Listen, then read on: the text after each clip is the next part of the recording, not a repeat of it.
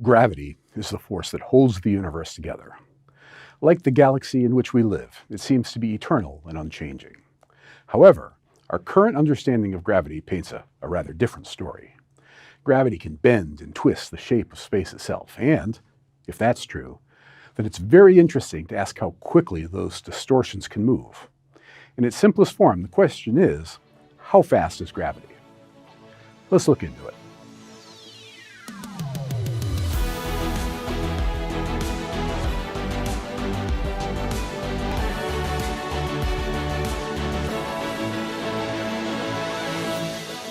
The speed of gravity is a question that has puzzled scientists for centuries.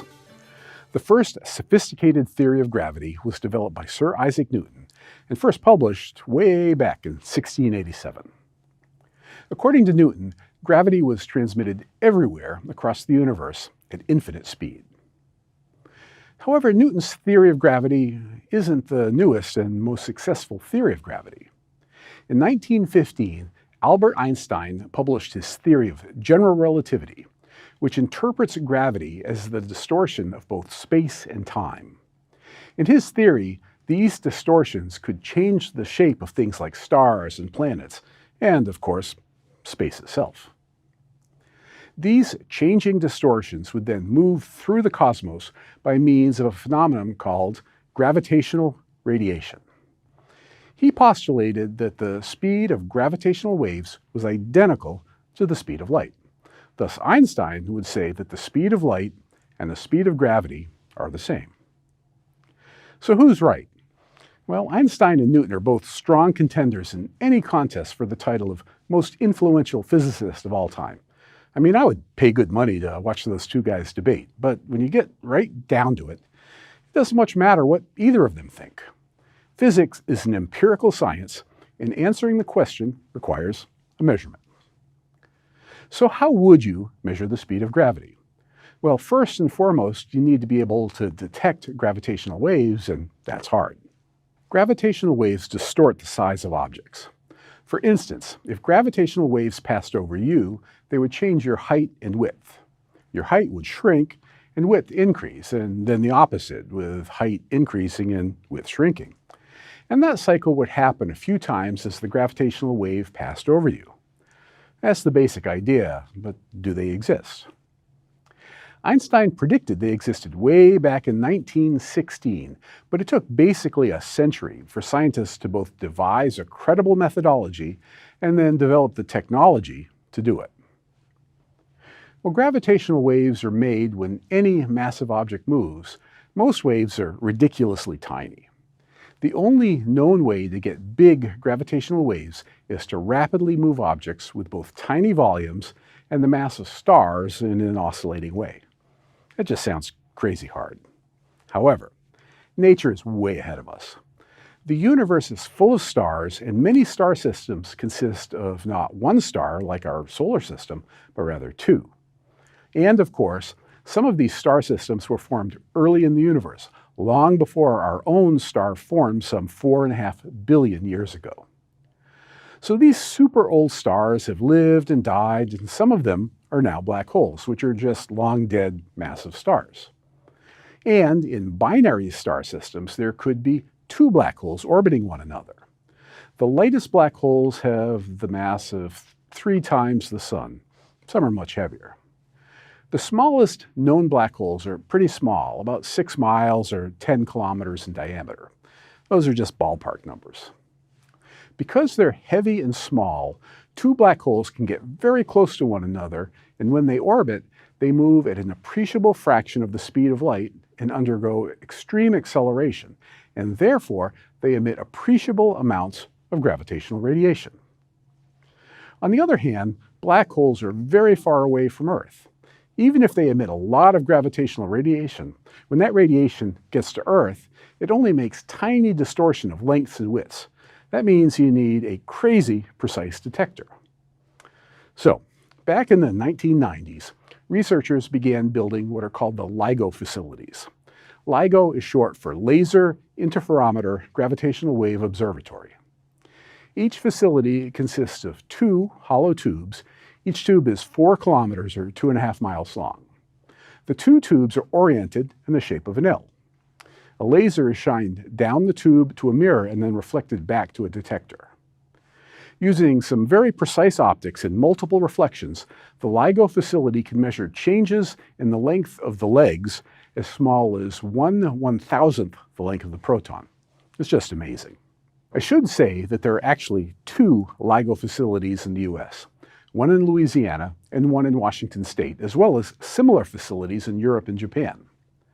The multiple sites make it possible for scientists to determine where in the sky gravitational waves are coming from.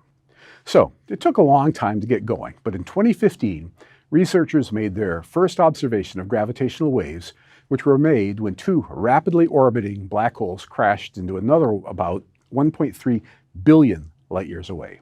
It literally happened a long, long time ago in a galaxy far, far away. So, being able to detect gravitational radiation is super important, but it doesn't tell us how fast gravity actually moves.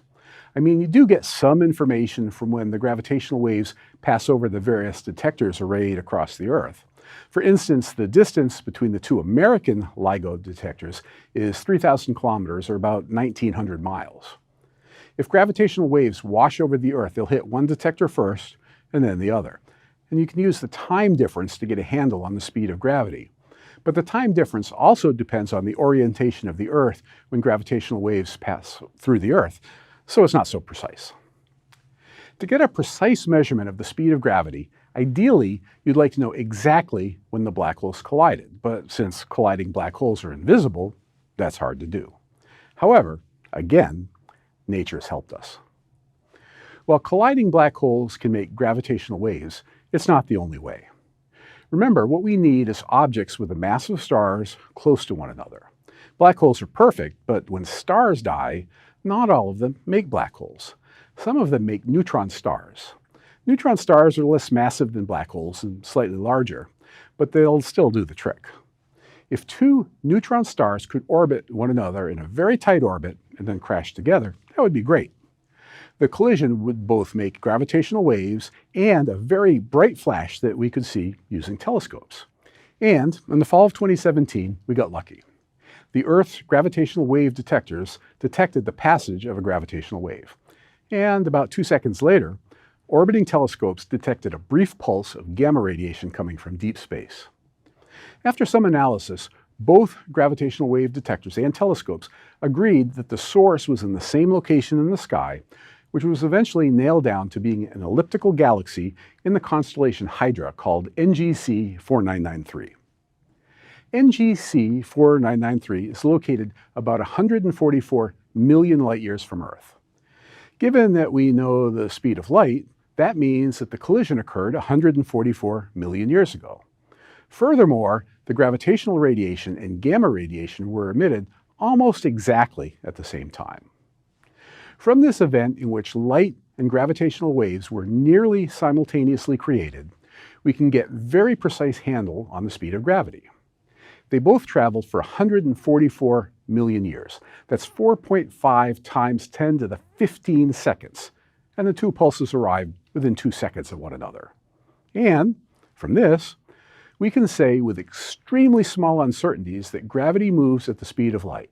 The difference is, ballpark, less than 1 part in a quadrillion. Now, you might be wondering why light arrived about 2 seconds after gravity, but the answer is probably simple. Gravitational radiation is emitted all the time, but it's biggest when massive objects are moving very fast. That occurs just before the neutron stars collide. Then the collision occurs and the light is emitted. Qualitatively, at least, that tiny delay is expected. So there you have it. Using what is called multi-messenger astronomy, which is when researchers combine information from different kinds of detectors, we now have a very precise measurement of the speed of gravity. Einstein's conjecture back at the beginning of the 20th century was true. Okay, the fact that the speed of gravity is the same as the speed of light was something that made a lot of theoretical sense. But I'm personally much happier when you can make a direct measurement. If you enjoy learning about all of this cool physics stuff, please like the videos and just poke that button down there to subscribe to the channel. That way you'll be notified when we release more videos about the physical laws of nature. And that's something everyone should want because, well, physics is everything.